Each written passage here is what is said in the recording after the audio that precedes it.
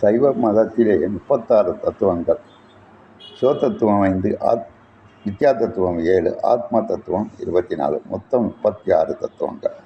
ஆத்ம தத்துவங்கள் மாயையிலிருந்து தோன்றுகின்றன.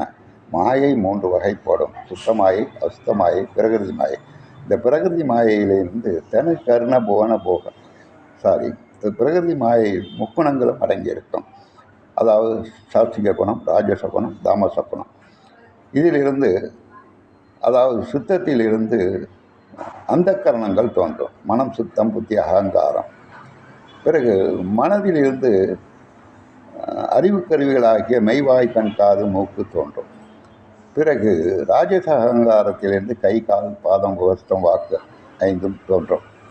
பிறகு தாமச அகங்காரத்திலிருந்து சுவை, ஒளி, ஒரு ஓசை, நாற்றம் தோன்றும். அதிலிருந்து பஞ்சபூதங்கள் தோன்றும். இதை புரிந்து கொள்ள வேண்டும்.